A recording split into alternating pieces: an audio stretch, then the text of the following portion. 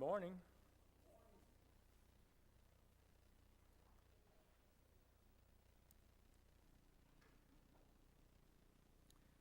Beautiful day, and welcome to our study of 1 Corinthians. We had our first class last Sunday, had our second one Wednesday night. And some people don't have copies. We've been handing those out. They're on the front here. What I've handed out so far, this is what you should have. From last week, you should have questions on chapter 1. And today we're passing out questions on chapters 2 and 3. Kathy hole punched them for us, so if you're keeping them in a notebook, they're already hole punched. You may have to punch the one you had from last week. They're not punched. But that'll help you if you want to keep them in a notebook to keep up with them.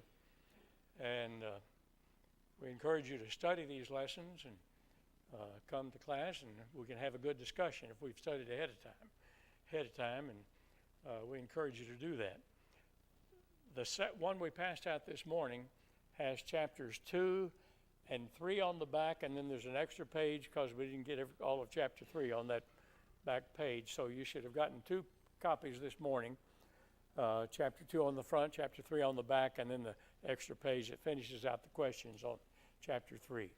Those are all up here on the front.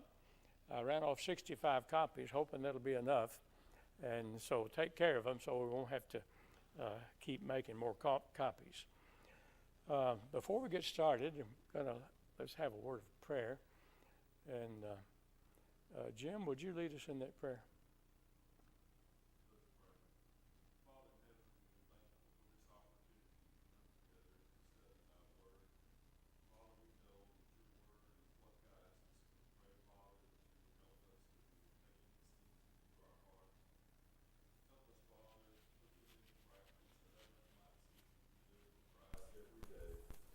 Pray, Father, that you will be with each of our teachers, give them a ready remembrance of the things that they have prepared.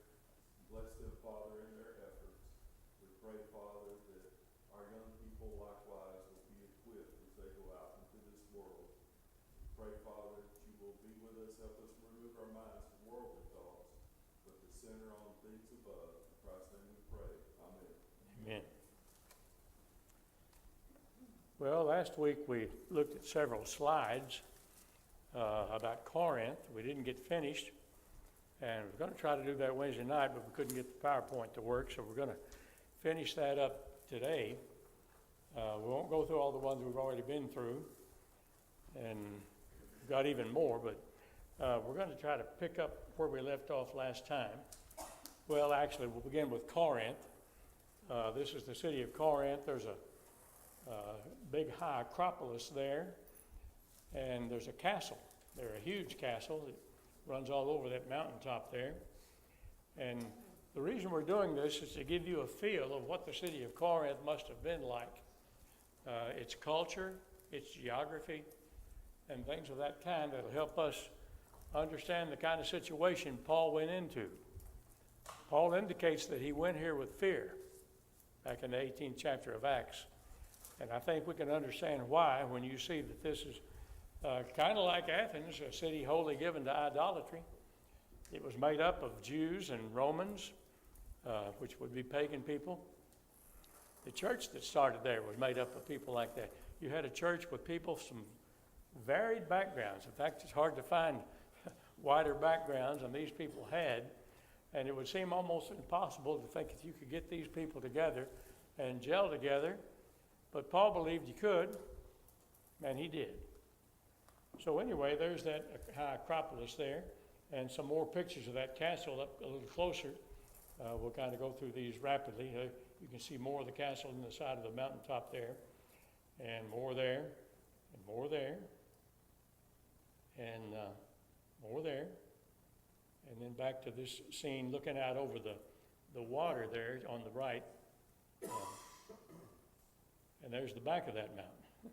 So it'd be hard to climb up that mountain, especially from the back. So they were pretty well in a good situation strategically, although that didn't mean they always won the wars. They didn't win against the Roman Empire. The Roman Empire was in power over Corinth, and we're going to notice some indications of that. Here's some ruins of the city. This would be the area, the Agora, where Aquila and Priscilla did part of their work, business people selling tents, making tents. There's a store. There's the judgment seat that's mentioned in Acts chapter 18. And here's a thing they've dug up from about Erastus, who was the city treasurer, who donated the money to pay for paving that particular area. And he's mentioned twice in the New Testament. He was a disciple of Christ. He was a close companion of Paul. Paul mentions him a couple of times in his letters.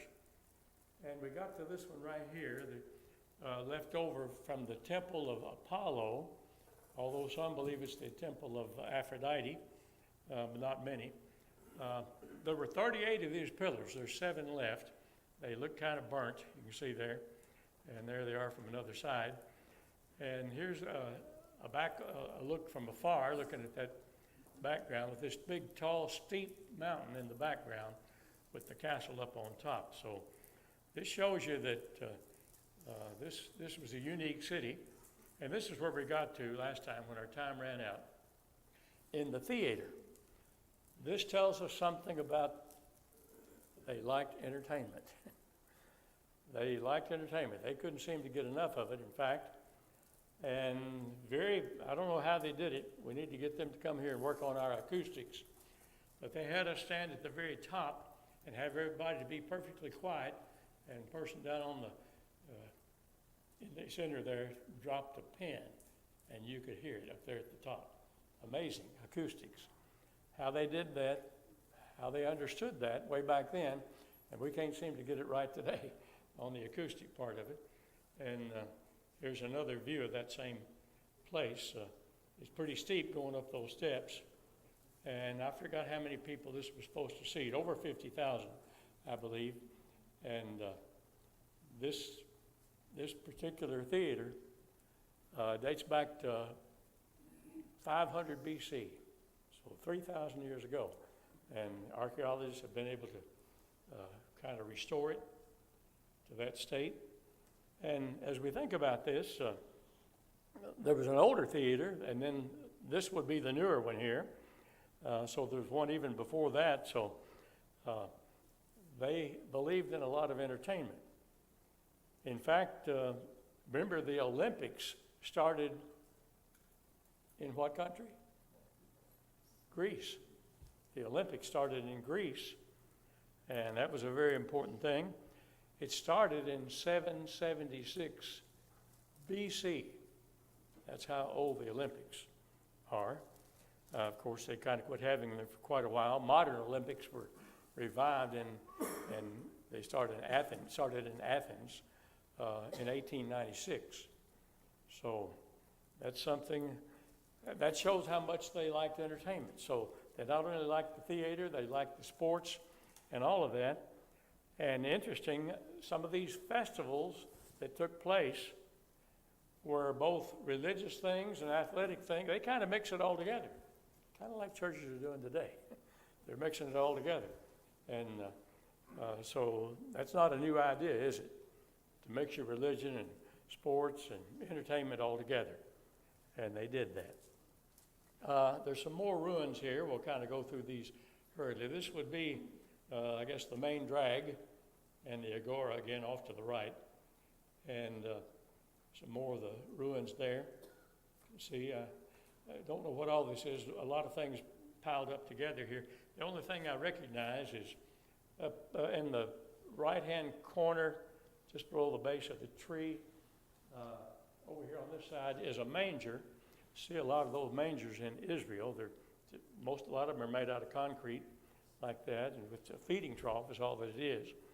But that gives us an idea about some of the things that were going on there. Some more of the ruins. I forgot the name of the street. I knew it at one time. Kind of a sidewalk, really. And this just shows that there's no end to the archaeology. They're still digging. They're still working on it. There are places all over the Middle East where archaeologists are still uncovering the past, which helps us to learn more about those cultures. Let me go back to that one. I kind of skipped ahead. Some more Corinthian columns. They're an interesting piece of work themselves. Many of them were all one piece. And this gets us to Nero. Nero lived from 37 AD to 68 AD. A little bit of math tells you he lived 31 years. He wasn't an old man, was he? And there's a reason for that. This is one of the most infamous men that ever lived, and he was well known around Corinth, and since they were under the Roman Empire. During his lifetime, he murdered his own mother, Agrippina, the younger. He murdered his wife, Octavia, and allegedly his second wife, Papae Sabine, kicked her to death. Imagine that. In addition, ancient writers claim that he started the Great Fire of Rome, which is a historical event in AD 64, so that he could rebuild the city center. And then he blamed it on the Christians, the fire on the Christians, because he wanted an excuse to rebuild the city center. And this is where that legend came from, that Nero fiddled while Rome burned. You heard that expression? This refers to that. The Roman historian Cornelius Tacitus records Nero fastened the guilt and inflicted the most exquisite tortures on a class hated for their abominations called Christians by the populace. Mockery of every sort was added to their deaths. Covered with skins of beasts, they were torn by dogs and perished, or were nailed to crosses, or were doomed to the flames and burnt to serve as nightly illumination. Human torches, in other words, covered with oil and set on fire, and illumination until daylight had expired, end of quote. And he did have a following, and they worshiped him, and he expected that of everybody. In fact, we learned that during the time of the book of Revelation. People had to burn incense to Caesar, whoever the Caesar was at that time. And Nero, in particular, claimed to be equal to the gods. And he began his reign at the age of 17, dead by the age of 31 by suicide. He wasn't a happy man. You'd think all the power he had, all the wealth he must have had, he would be happy. Those aren't the things that give happiness. We just learned that from Teddy teaching us about Solomon. All these things don't bring happiness, but those are the things that people are pursuing in all the wrong places for happiness. And some historians ascribe Paul's death as believed to have occurred after the Great Fire in July of 64 AD, but before the last year of Nero's reign, and that he died by being beheaded. That's what some historians say. I don't know how accurate that is, but if it's true, then Paul lived under Nero and died under Nero. And so Nero had no sympathy for Christians. He wasn't a bad-looking guy, if that's what he looked like. Next, we find another fellow, and these things want to skip ahead here, Augustus Caesar. What do we know about him? Who was reigning when Jesus was born? Augustus Caesar. Luke chapter 2 and verse 1, now it came to pass in those days there went out a decree from Caesar Augustus that all the world should be enrolled. This was the first enrollment made when Quirinius was governor of Syria. And so we know why Mary and Joseph were going to Bethlehem, and this was the reason. And also that he's the one that made the Jews get out of Rome because of the turmoil that they were causing. And that's why Aquila and Priscilla wind up in Corinth. We're trying to give this background as an introduction, and hopefully when we get more into the chapters, we'll have more discussion. But this is some information I want to share with you before we do that. And then finally, we're going to get to Aphrodite, the goddess of love and lust and all those good things. Looks familiar. In fact, I think it looks exactly like her, except she never existed. She was a myth. But they thought, they didn't seem to make much distinction. They built statues of people that lived, that they honored, and also the gods, and they were all in there together, kind of.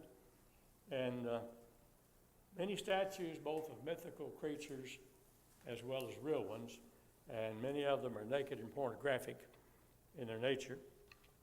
And then we're going to see, let's see, Claudius, the Roman emperor, I mentioned him already, I think. And there we go, the Sphinx. The winged monster of Thebes had a woman's head and a lion's body, and it also had wings. And it propounded a riddle about the three stages, the three ages of man, killing those who failed to figure out the riddle. So, you had to be able to figure out this riddle to stay alive. So imagine given a riddle, if you can't figure it out, you're going to die. But a lot of people did, until Oedipus, successful in solving the riddle wherein the Sphinx commits suicide. I'm not making this up. That's what they believe. You could be put to death if you couldn't solve the riddle, but when Oedipus solved it, the Sphinx commits suicide. Go figure. But anyway, that's kind of the way it was. Here's the riddle. What is the creature that walks on all four legs in the morning, 2 legs at noon, and 3 in the evening? The answer is man. He crawls on all four when he's young, when he's a child, and then, get my right page there. Then 2, during his middle age, he walks on 2 legs, and then he walks with a cane when he gets old, 3 legs. So there's the riddle, and if you couldn't solve that, you could die because of that. So you have to wonder about the hearts and minds of how they thought the way they did, but anyway, that's the way they thought. So 4 legs as an infant, crawl on 4 legs, 2 in your youth and middle age and in old age with a walking stick on 3. And you got to watch those Sphinx. You just got to watch them. You don't know what they're going to be up to, but this was supposed to originate with the Sphinx. Although this was in their imagination, it wasn't a reality, but they had a statue to her. And then we're going to notice some statues with their heads off. I mentioned this briefly last time. Usually these were broken off by the conquerors to shame and demean the nation that had been conquered. Break off the statues of all their heroes and their gods. And maybe some of these, after 2,500 years of wear and tear, broke off at their weakest point, and others may have been broken by archaeologists trying to unearth them. But this was a practice at that time to break off the heads of the ones that they honored. And let's notice another one here, some others here. There's some more of those. There's lots of these like that. And I keeps wanting to skip ahead for some reason. Back to where we were. And there is some Corinthian pottery here that has been unearthed. Not sure about how old all of that is. And then there are some personal idols. People have their own personal idols that they could worship. These are a lot smaller. Does this remind you of anybody in the Bible? Who was it that stole her daddy's idols and took them off with her? That was Rebecca, wasn't it? Who? Rebecca? Close. Rachel. Rachel. Okay. Rachel did that. And Rachel stole them from her father. Remember, he caught up with them and recaptured his idols. Her father was Laban. And then this particular thing is a mosaic of Dionysius, the god of wine. Very beautiful piece of art there that they did in the mosaic in the floor there. And then here's another headless statue. The face doesn't ring a bell. I don't recognize the face anyway. And this is the fountain of Pyrene, who was a nymph. And she gave it its name. And it's where the ancient Greeks believed that the winged Pegasus, I believe is the way they pronounce it, the immortal steed of Greek mythology, was drinking when he was captured. I've seen pictures of this horse with wings. I don't know why they didn't just call it a horsefly. A horse with wings, what would you call that? Well, they didn't call it that. I don't know why they didn't. But supposedly, this was sired by Poseidon in his role as the horse god. This is getting confusing here, isn't it? Who was foaled by Medusa. You can't make this up, but somebody did. I'm not making this up. I'm just telling you what you can find in history about them. I purchased some souvenirs while we're on this trip. We got the best bargain on souvenirs at Corinth and any place we went on that trip. And some of the things I wanted. There's a Corinthian column. It's in my library. Used to be in my library here at home. Corinthian column. I thought they kind of had some beauty of their own. And this is Pythagoras. Pythagoras was from one of the Greek islands. He was from Greece. They were proud of him. They honored him, and they honored him with, they're still honoring him with this particular bust. I bought one of those. He was from Samos, a popular, one of those Greek islands out there. He was called the first mathematician, pure mathematician, extremely in the department of the importance of the development of math, and yet we know very little about his achievements. In school, we had to learn about the Pythagorean theorem. Remember that term? The square of the hypotenuse is equal to the sum of the squares of the other two sides. Don't ask me to repeat that. But if you don't remember it from when you were in school, shame on you. I didn't remember it either. He was interested in math and philosophy and astronomy and music. This is a part I was interested in. He played an important part in the development of music. He didn't give us the musical scale. God did that. God gave us the musical scale, but he may have helped develop it. I don't know if he gave it the name Do, Re, Mi, and all that. But he studied musical interviews, and there's a close connection between math and music. And if you know a little bit about math, a little bit about music, you're aware of that. There's a close connection between the two. And we mentioned the Temple of Poseidon earlier when we looked at that temple at Athens of the Caryatids, the young maidens that made up the pillars of that building. I won't go back and look at it. Well, let me see. I think we missed some of them here. Okay, there it is. There's the Caryatid. Those were the pillars on the Temple of Poseidon. And there were several of those on those pillars. And as you remember, we reminded you that Bartholdi, it said that Bartholdi, who gave us our Statue of Liberty, drew his inspiration from these pillars there on the hill, on the Acropolis at Athens. And then let's see what next. This is the Roman Colosseum. The reason I put that on there because that's one of the souvenirs that I brought back. I got two of those, one big and one small.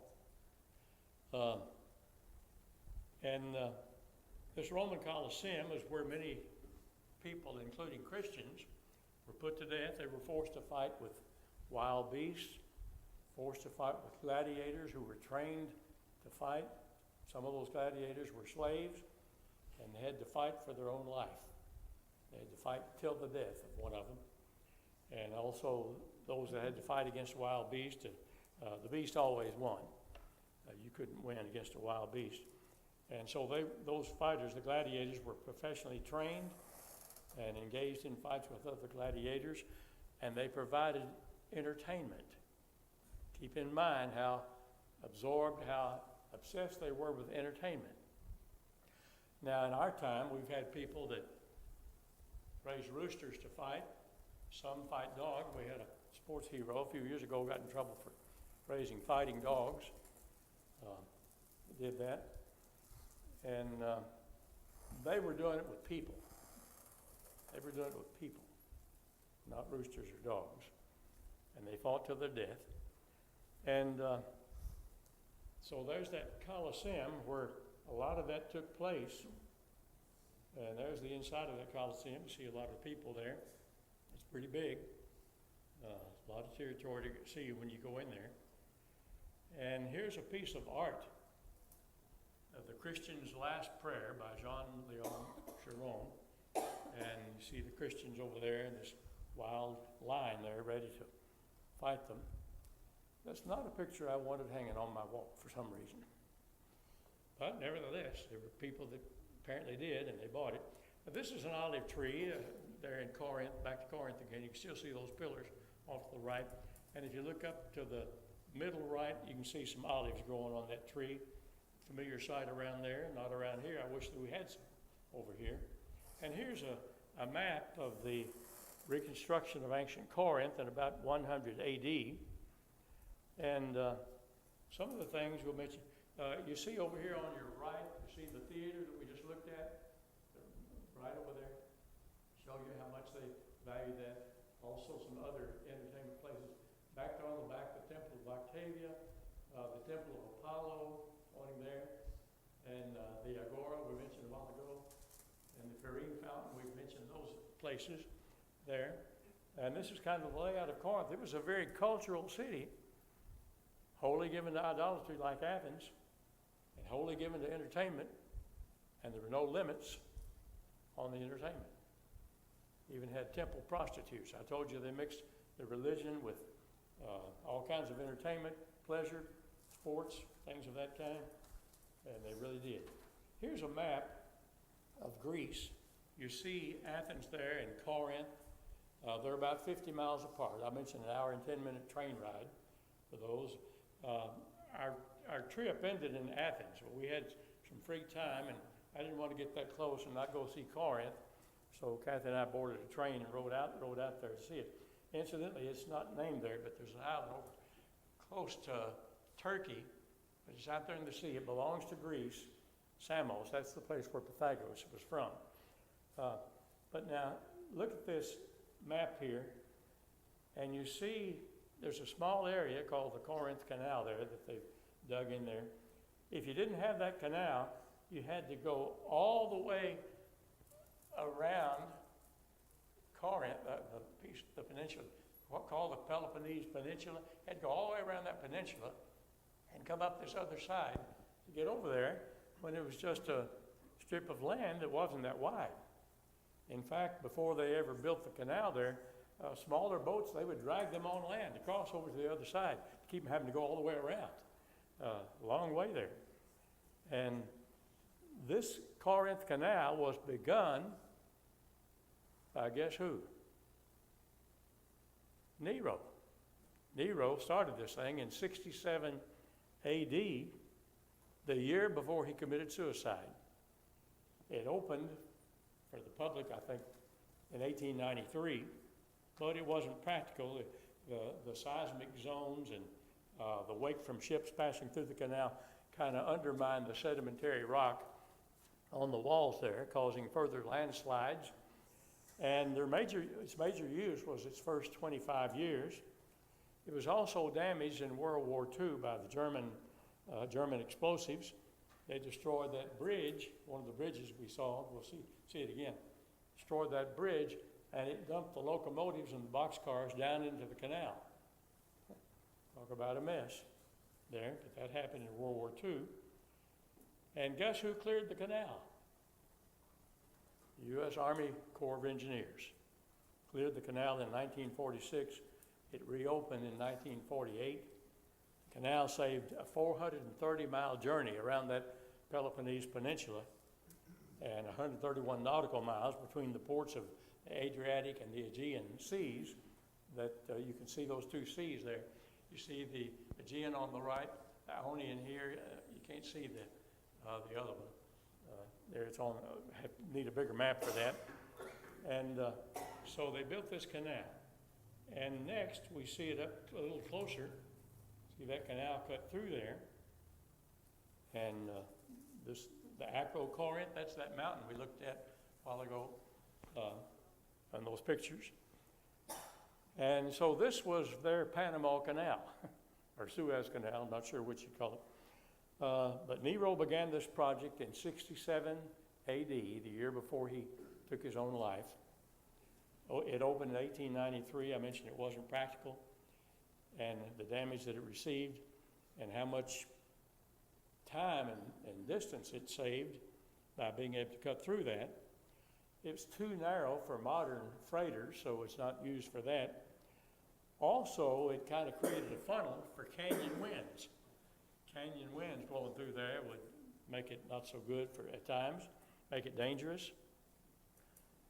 And today it's mostly used by tourist ships, and we're told that 11,000 ships per year travel through that canal today. And so this is kind of to give you a feel for the culture and for the geography of Corinth. And there's a look at the ravine. There's that train bridge there that the Germans bombed, and the boxcars and the locomotives fell into the. That thing is very deep. It's way down there. I don't know if you get the feeling of the distance there. Here's an aerial view of it. There's a ship coming up the channel right there, and there's some more bridges down there. And says it opened in October 28, 1893, reduced the distance and so forth, monument. And we leave you there. You see a ship between our heads there in the canal coming up. And so we kind of leave you there with that small portion. This is just a small portion of the slides that we brought back from there. But considering all that the Apostle Paul endured while he was at Corinth, while he was in that whole area, and was not respected, especially at Athens, we're going to end that portion with this statement from 2 Corinthians chapter 4, verse 17. He said, "For our light affliction, which is for the moment, worketh for us more and more and exceeding the eternal weight of glory." That's the American Standard Version. Here's the NIV version of that. "For our light and momentary troubles are achieving for us an eternal glory that far outweighs them all." So, welcome to Corinth. This is what we're going to be talking about. This city, wholly given to idolatry like Athens, wholly given to entertainment, no limits, just no limits to their entertainment. No rules governing that. Any questions about that before we get into the first chapter? We're going to be talking about some more things, kind of laying the groundwork for this first chapter rather. And Wednesday night, we talked a little bit about that. When you look at the book of 1 Corinthians, you see chapter after chapter with problem after problem in the church. Until you get to chapter 13. Chapter 13, the love chapter, and I've called it an oasis in the middle of all of this. It's an oasis. It's a bright ray of sunshine. It's a gold mine of solutions to problems that exist in churches. And so it's there for a reason. It's written for our learning.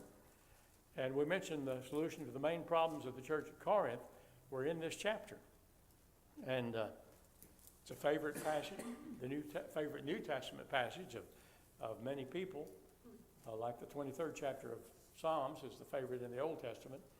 And I've heard this chapter read at weddings in various settings involved. It applies in just about any kind of gathering of people, that there should be love there. Now, the reason that we say 1 Corinthians 13 is the oasis is because it's right there kind of in the middle. If they can get 1 Corinthians 13 down, they've got the major part of their problems solved. And when we get to the end of 1 Corinthians, I've talked about a bottom line. There's more than one bottom line to the church of Corinth. One bottom line, and I probably said it too many times last week, but I wanted it to be a mind sticker, that in spite of this problem and this, naming all these problems off, and with each one of them following this statement, but they didn't split and splinter among themselves and all run off in different directions. That was a bottom line. I think we're going to find another bottom line when we get to the end of the book, and that is we're going to see that Paul didn't believe that there was a church problem that was so big that it couldn't be solved if you apply 1 Corinthians 13 to it. I think we're going to come to that conclusion when we get to the end of the book. And get the attitude right, because wherever there's a Christian, let me repeat this, you ought to be able to say, there goes a walking chapter 13 of 1 Corinthians. We ought to be able to say that, Because Jesus said, by this shall all men know that you're my disciples, if you have love one for another. That's what Jesus said. Now, it's interesting, he didn't say they're going to know you're my disciples because you teach baptism for the remission of sins. Do we need to teach that? Absolutely. We better teach it. But that's not how the world is going to know, because when a baptism takes place, the world is nearly everywhere but here, aren't they? They're not here when a baptism takes place. But they can see how we live out in the world, and they can learn what Jesus was talking about here. And so wherever you find a church that captures that, I believe you're going to find a church that is setting the woods on fire and spreading the gospel, preaching the gospel. And they almost had that at Philippi. They almost had that. When you read Philippians, you're kind of overwhelmed with the concept that Paul had the joy down in his heart. Because that word, or some form of that word, rejoice, is used repeatedly with good reason. When you consider the meager beginning of the church at Corinth, the conversion of one lady named Lydia and an unnamed jailer, and now you have a thriving congregation with elders and deacons and one that's filled with joy, and Paul can't say it enough, it seems, in the little book of Philippians. They were a beacon of light in their time that enabled Paul time and time again to receive support in preaching the gospel. He couldn't have done it without them.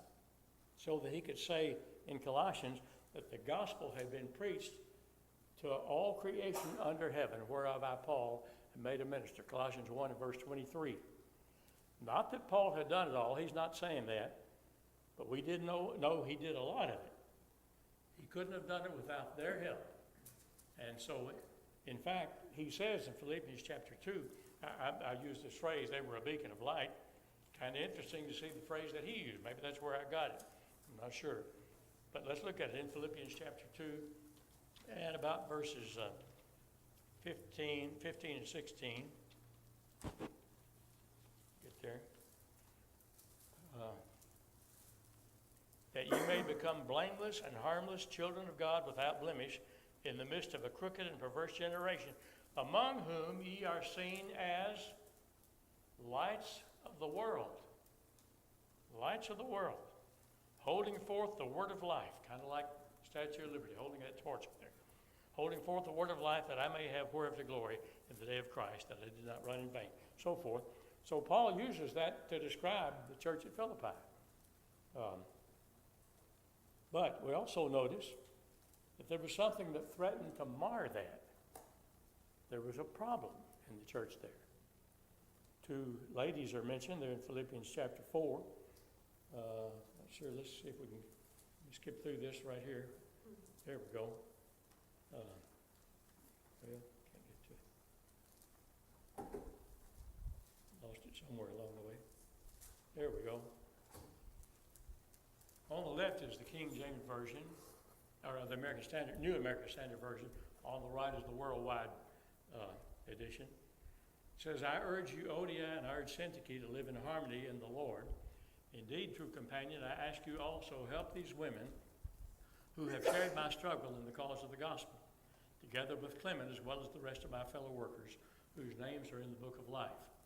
And then the Worldwide edition, I beg you, Euodia and Syntyche, to agree to work together. I ask them to be of the same mind in the Lord. I beg you, my real helper, to help these women. They worked hard with me in telling the good news.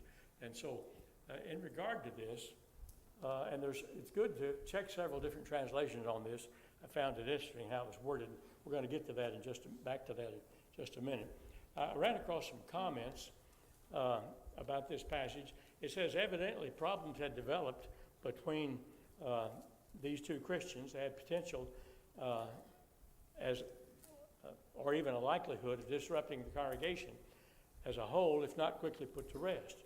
Or Paul would not have thought it necessary to identify them by name. We don't know the nature of the problem before them. Some kind of personal disagreement had emerged, so Paul admonishes them to be of the same mind. Twice before that, Paul gave the same admonition to the whole congregation. And here it's directed to two individuals in the congregation.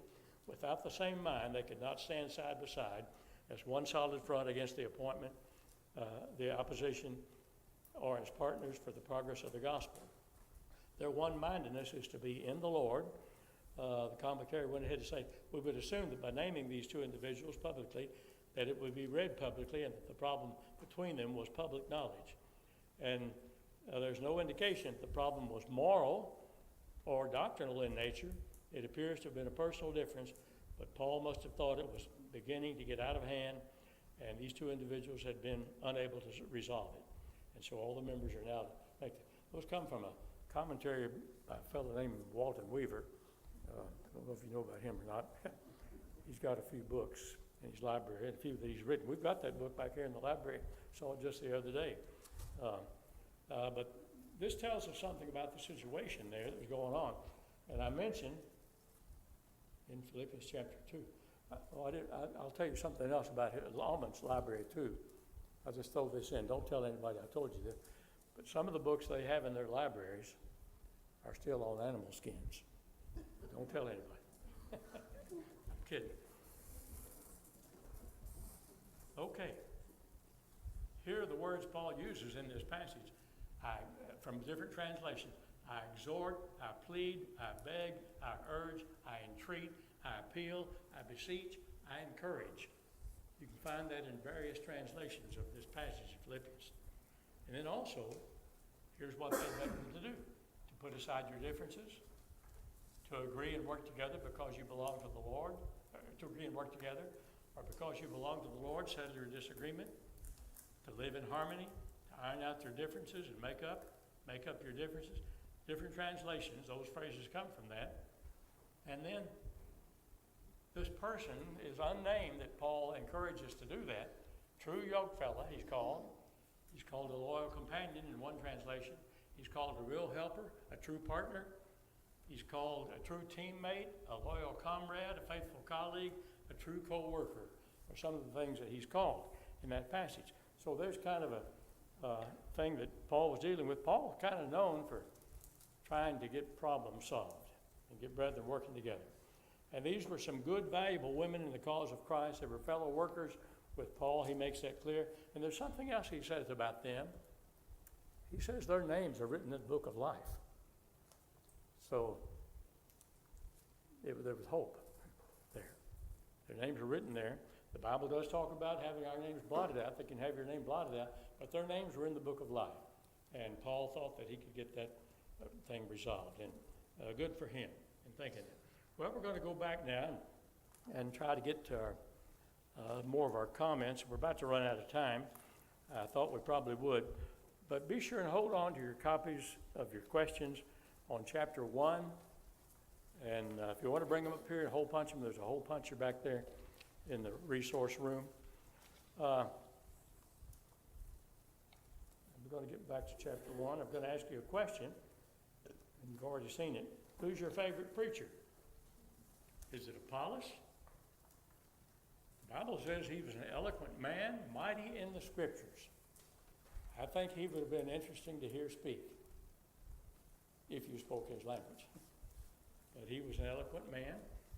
And there's Paul. What about his speech? They said his letters are weighty and strong, but his bodily presence is weak, and his speech of no account. Speech of no account. Who was the best speaker? Apparently Apollos was. There was a word that got overworked back in the 60s and 70s when we had some of these big wide campaigns going on among the brethren. It was the word dynamic. He's a dynamic evangelist. And we saw that over and over again. They used that to talk about Jimmy Allen, and he was a very good speaker. One of the best, I think. I first heard him in 1964 at the World's Fair. They had a campaign going on up there at that time, and he was the speaker, and he's a very, very powerful speaker. And I don't blame him for all the advertising that was done, but a lot of times the advertising got to be more about the speaker than it did about the subject. And that ends our time there. We'll talk about this some more next time, because this is the first chapter dealing with people who had their favorite preacher, so much so that they were calling themselves after his name. That's remarkable. Okay, time's up.